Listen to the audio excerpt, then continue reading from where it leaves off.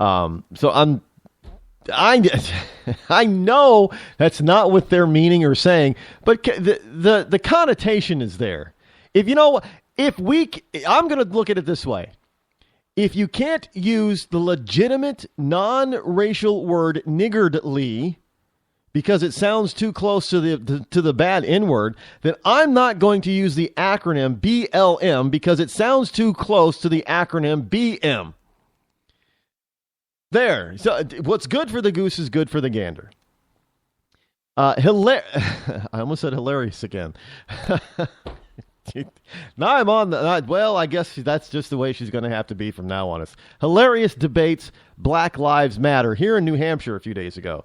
The headline here from the Examiner is I will only talk to white people.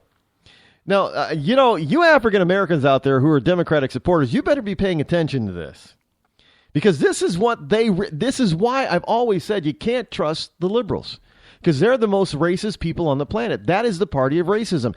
And you people on the left, you're always saying, well, no, Rod, you're the Uncle Tom, you're a sellout, blah, blah. And let me tell you something. It's the people on the left that if you give them enough room, if you give them enough rope, they will strangle themselves by spitting and spit out the truth of how they really feel about you and I. And this is the point. Now, she had a combative run-in with Black Lives Matter activists after a campaign event here in New Hampshire a couple of days ago. The activists had previously tried to storm, I love how they put that, storm and disrupt the event, but were barred by Clinton's staff and led to an overflow room to watch the speech. Now, after the event, Hilarious spoke with the activists for about 15 minutes. I'm surprised she actually gave them 15 minutes, during which the Democratic frontrunner, although that is debatable, there are many places or many polls that now have Bernie Sanders as the frontrunner, who Black Lives Matter have already disrupted. Democratic frontrunner's first attempt to stress common ground with the activists by pledging her support to the movement. I support your movement.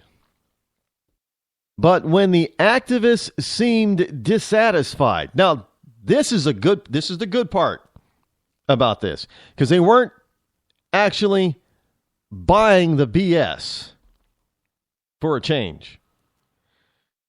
So when the activists seemed dissatisfied, the talk became more controversial or confrontational. Well, of course it is, because Hillary's like every other good liberal leader. Whatever I tell you is what you're going to believe. And how dare you challenge me? Think of it. Anytime you challenge a liberal, what do they always, a liberal in power or in leadership roles, what do they always say? They always seem to get nasty towards you. They get heated towards you. They get angry with you.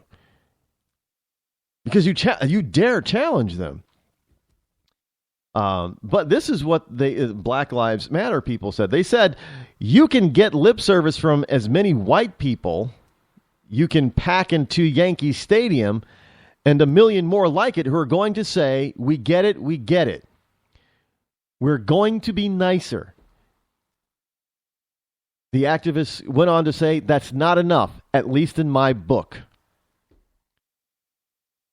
Now, Clinton went on to explain that she believed that the movement needed clear policy goals in order to get the rest of the country on board. Policy goals? That means laws, folks. That means laws, rules, and regulations. Stating that it isn't enough to try and change hearts, and instead she wants to focus on changing policy. Again, focusing on changing laws, rules, and regulations that take away our freedom. Now, the Black Lives Matter activists objected. He's saying Clinton was still victim blaming. Oh, are some liberal blacks getting tired of being victims? And are they getting tired of people blaming the victim? So that Clinton was still victim blaming, as this has always been a white problem of violence against blacks. Now, respectfully, if that's your position, then I will talk only to white people about how we're going to deal with the very real problems Clinton retorted. Oh, so now Clinton is saying, well, forget you. If you don't believe and listen to what I'm telling you, then I'm just going to talk to white people about problems. Hilarious. Let me ask you a question. How do you talk to only white people about race relation problems with blacks in this country if you do not include blacks in the conversation? Well, I guarantee you that if a Republican made that statement, it would be plastered and blasted all over lamestream media, and that candidate would be labeled a racist from top to bottom, from coast to coast, from border to border, in all our time zones, and they wouldn't be letting up. So now Hillary's telling Black Lives Matter, well, listen, you little people. If you don't want to get on board with me, then I'll only talk to white people about issues relating to you. How do you get away with that? How do you get away with telling a black person, well, hey, yeah, we know that there's some problems out there, but you know what? If you don't get on board with us here, then I'm just only going to talk to white people about problems with you. Plain and simple. So you better get on board, Jack. That is just, wow. That almost makes me speechless. And that's pretty incredible when I almost don't have anything to say about it. Well, of course, almost is not the same as not. But, Hilarious is digging herself deeper. Look, she's going to... Now, don't misunderstand this, folks. I am not here to tell you that because of this interaction with Black Lives Matter, that African Americans en masse are going to, unsupport Hillary Clinton and unsupport Democrat. That is not going to happen this election cycle. Not going to happen. So I know some of you are thinking, well, Rod, are you saying the blacks are just going to drop Hillary Clinton and the Democrat? No, not at all. That would be logically, if we lived in Logicville, that would be the logical outcome. But unfortunately, we don't live in Logicville. We live in Fantasyland, where everybody thinks that, that their feelings are what it's all about. But I still, she may have said that, but I still feel that she's really more on our side than the Republicans. Really? So you're going to ignore all the facts that statement that you just said is not true. Well, that's Fantasyland. And we're living in Fantasyland. We're not living in Logicville, at least not yet. So the fantasy is that these people cannot yet bring themselves to admit that because what it is, if they switch party affiliations, you know what it means to them? Let me give you the little secret why it seems to be so slow in quote unquote converting the African American population to conservatism. I'm going to give you the real reason. Now, everybody thinks, it's partly due to indoctrination. Yeah, it is. It really is. But as the truth comes out, as more and more of the truth comes out and is being revealed, and blacks start thinking, because they're thinking, hey, you know what? We've had Obama for 6.5, almost 7 years now, and we're no better off. We're actually worse off under Obama than when Bush was in office. But see, the reason why they can't say, well, okay, Obama, we're going to drop you, and Hillary, we're going to drop you, and Bernie and the Democrats, we're going to drop all the Democrats, we're going to go support the people who say and who have proven in the past to help blacks more than the Democrats. The reason why they're not jumping ship is a very personal reason. And this is the reason for a lot of people. It doesn't really mean anything about, it has nothing to do with skin color or ethnic background. This is just the human condition. This is what humans in general are like.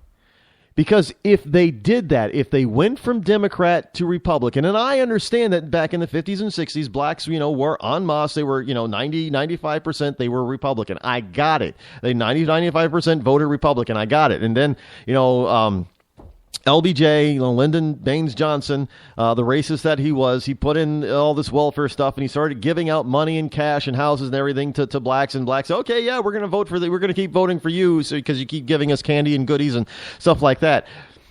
But the reason why it's not because they can't wean themselves off, although some of them can't because they're really, generationally they've been put on welfare, and, generation after generation lives off this stuff. But that is part of the problem. But the main issue with them switching party affiliation or switching their support, and which is why they are not going to abandon Hillary just yet, it's going to take a lot more than this, is because of one thing and one thing only, and it is the human condition, not the black condition, the human condition. Because if they did that, it would mean that they were wrong, and they would have to admit it.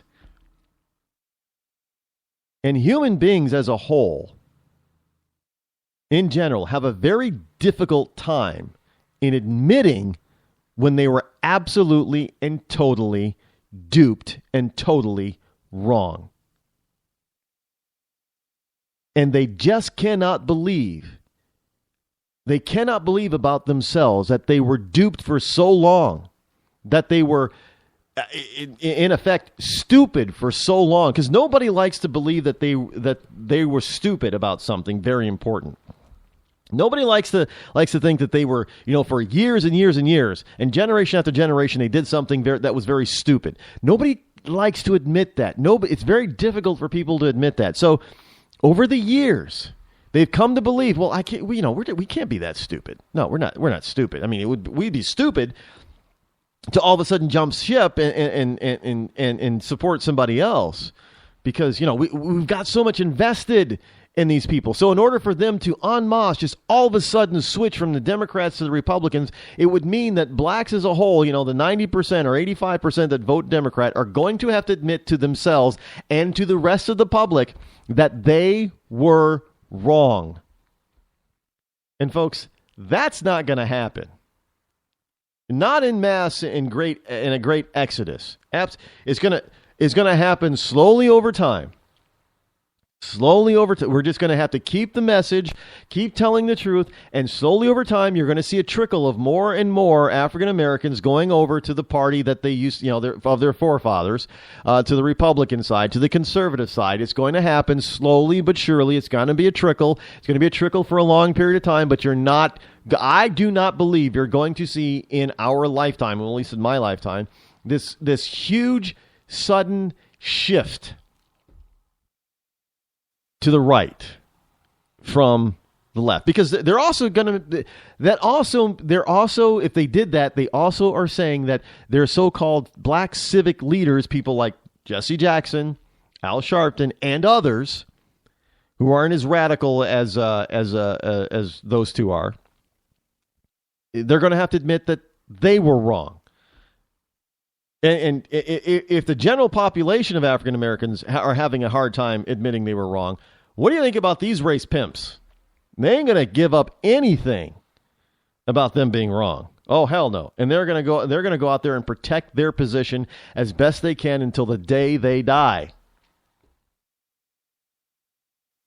They are not going to give up. They're not going to admit that they were wrong. Because admitting that they were wrong actually would mean that they were actually race pimping and race baiting all this time and making lots of money off of it. And they can't admit that. And for blacks to go over to the Republican side means that they're admitting that Jesse Jackson and Al Sharpton and others like them are race baiters and race pimps, and they've been wrong for so long giving them money. And that they've been wrong for so long supporting people like Hillary and LBJ and Bill Clinton and Barack Obama.